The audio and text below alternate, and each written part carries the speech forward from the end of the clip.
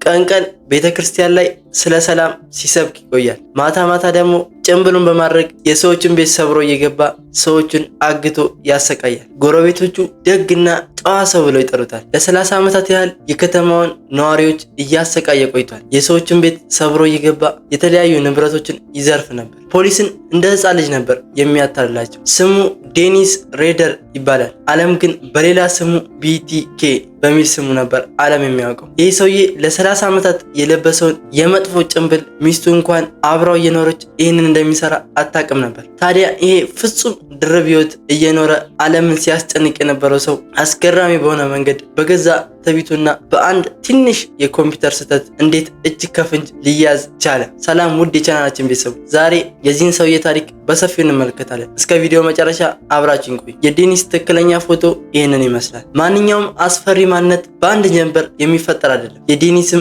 አስፈሪ ማንነት የተፈጠረው ገና በልጅነቱ ነበር። እንደ ፈረንጆቹ አቆጣጠር 1940ዎቹ ላይ ነበር በተወለደበት በካንሳስ ከተማ የጀመረው። ዴኒስ ከልጅነቱ ጀምሮ ከሰዎች ጋር የመግባባት ከፍተኛ ችግር ነበረበት። ሰዎችን አይቀርብም፣ ይርቃል፣ ከልጆች ጋር ምናምን አይጫወትም ነበር። ነገር ግን በውስጡ አንድ እጅግ አደገኛ ስሜት እየበቀለ ነበር። እኔ ከሁሉም ፍጥረት የተሻልኩ ነኝ ብሎ ሁሉንም ፍጥረት በእሱ ቁጥጥር ስር ለማድረግ ከልጅነቱ ጀምሮ ያቅድ ነበር። ይህንን ፍላጎቱን ለመለማመድ መጀመሪያ የመረጠው የሰፈሩን እንስሳት ነበር። ድመቶችና ውሾችን በድብቅ እየያዘ ማንም በሌለበት ጫካ ወስዶ በገመድ አስሮ ያሰቃያቸው ነበር። በእነሱ ላይም ሲጫወት ከቆየ በኋላ እዛው ጫካ ውስጥ ገሏቸው ወደ ቤቱ ይመለስ ነበር። ዴኒስ እያደገ ሲሄድ በእንስሳት ላይ የለመደውን ማሰቃየትና ማስፈራራት አባዜው ወደ ሰዎች ተቀየረ። ከልጅነቱ ጀምሮ ልጆች ሲያገሉ ስለነበር በሰዎች ላይ ከፍተኛ ጥላቻ ነበረበት። ሁሌ በአእምሮ ውስጥ የሚያስበው ሰዎችን ስለማሰቃየትና የሰውን ቤት ሰብሮ ስለመግባት ነበር። እድሜውም እየገፋ ሲሄድ ይህንን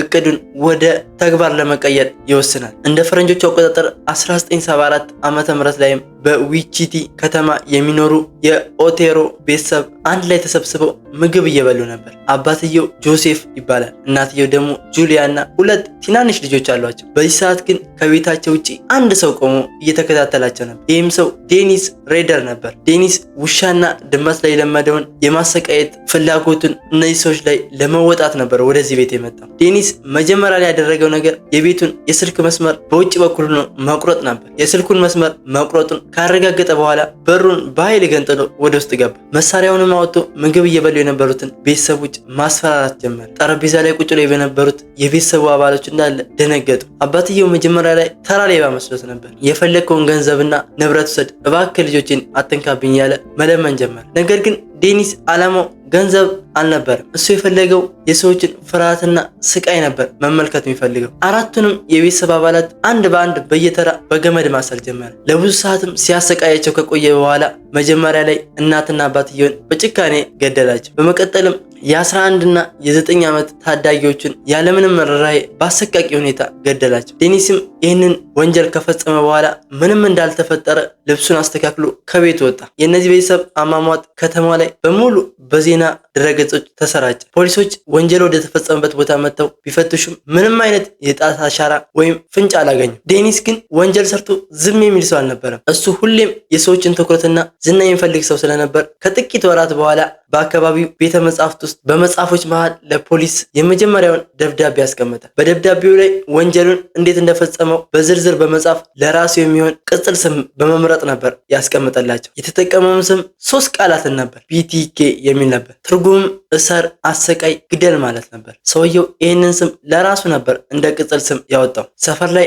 አካባቢው ላይ ቤተክርስቲያን ውስጥም የሚታወቀው ግን በዴኒስ ነበር። ይህን ታሪክ ይበልጥ አስገራሚ የሚያደርገው ደግሞ እዚህ ጋር ነው። ከተማው በሙሉ BTK የሚለውን ስም ሲሰማ በፍርሃት መሸበር ጀመረ። ዴኒስ የራሱን ህይወት በሰላም ይመራ ነበር ከሚስትና ከሁለቱ ልጆች ጋር። እንደ ፈረንጆቹ አቆጣጠር በ1990ዎቹ መጀመሪያ ላይ ዴኒስ በከተማ ውስጥ የህግና ደህንነት አስከባሪ ሆኖ ተሾመ። ዴኒስ የተሾመው የተለያዩ አካባቢው ላይ የሚኖሩ ሰዎችን ቤት እየዞረ የቤታቸውን በር መቆለፊያ ቼክ ነበር የሚያደርገው። ለምን? ማታ ማታ BTK የተባለው አሸባሪ እየገባ ሰዎችን እያጠቃ ስለነበር በራቸውን እየዞረ ይመረምር ነበር። ነገር ግን ማንም ያላወቀው ይሄ BTK እና ዴኒስ አንድ ሰው መሆናቸውን ማንም አልጠረጠረም ነበር። ቀን ቀን እየዞረ የሰዎችን ቤት መቆለፊያቸውን ይፈትሻል። ሰዎቹን ይሄ የበራቸው መቆለፊያ ደካማ ነው፣ ሌባ በቀላሉ ይሰብረዋል፣ ቀይሩት እያለ በደግነት ይመክራቸዋል። በዚህ ሰበብ ግን የትኞቹ ቤቶች በራቸው ደካማ እንደሆነ፣ መስኮቱ ምን አይነት እንደሆነ፣ የሰዎችን ባህሪ ነበር የሚያጣራው። ስለ ቤቱ የሚያስፈልገውን ሙሉ መረጃ ከሰበሰበ በኋላ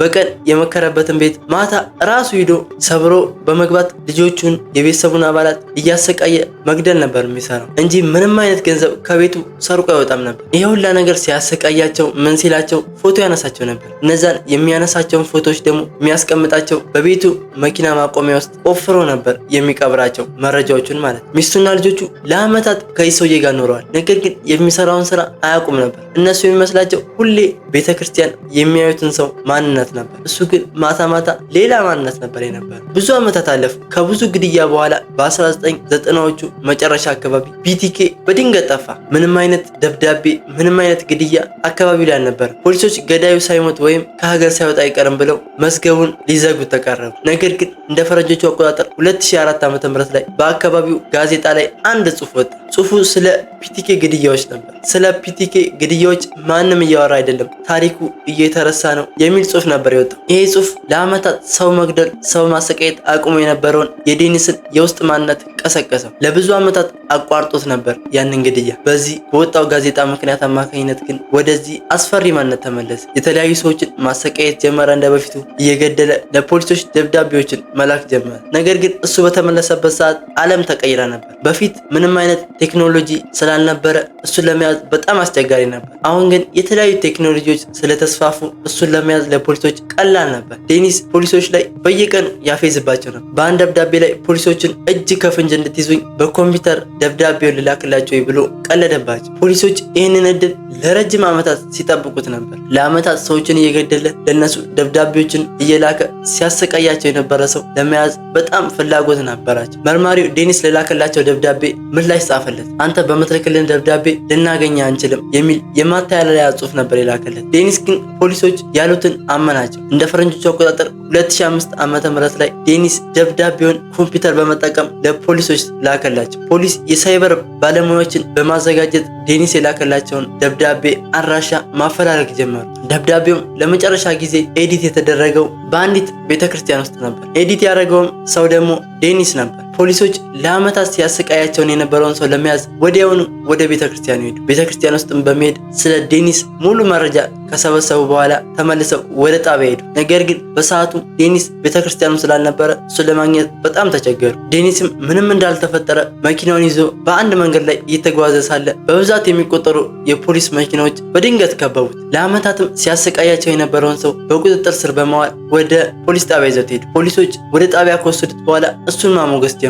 አንተ እኮ በጣም ብልህ ሰው ነህ፣ ለ30 ዓመታት ያህል ሙሉ እኛን ማታለልህ በጣም አስደናቂ ነው እያሉ እሱን ማሞገስ ጀመሩ። ዴኒስም እስከዛሬ የፈጸማቸውን ከ10 በላይ የሚቆጠሩ የገደላቸውን ሰዎች ስም ዝርዝር መናገር ጀመረ። እነዚህ የምትመለከቷቸው 10 ሰዎች ዴኒስ እስከዛሬ ድረስ እያሰቃየና እያንገላታ የገደላቸው ሰዎች ናቸው። መርማሪዎችም ዴኒስ ለሰራው ቅጣት እንዲፈረድበት ፍርድ ቤት አቀረቡት። ዳኛውም ዴኒስ ላይ ያለምንም ይቅርታ የእድሜ ልክ እስራት ፈረደበት። ዴኒስ ወይም ቢቲኬ ዛሬ ላይ በከፍተኛ ጥበቃ በሚገኝበት እስር ቤት ውስጥ ነው የሚገኘው። ውድ ተመልካቾች የዴኒስ ወይም የፒቲኬ ታሪክ የሚያስተምረን አንድ ትልቅ እውነት አለ። ክፋት ምንም ያህል የደግነት፣ የሃይማኖት ወይም የስልጣን ጭንብል ቢለብስ አንድ ቀን መጋለጡ አይቀሬ ነው። አስፈሪ ሰዎች ሁልጊዜ ከሩቅ የሚመጡ አይደሉም። አንዳንዴ በጎረቤቶቻችንና አልፎ ተርፎም በምናከብረው ሰው መልክ ሊደበቁ ይችላል። ውድ የቻናላችን ቤተሰቦች የዚህን ሰውዬ የ30 ዓመት ድርብ ህይወትና የመጨረሻ ውድቀት ስትሰሙ ምን ተሰማችሁ? ኮሜንት ላይ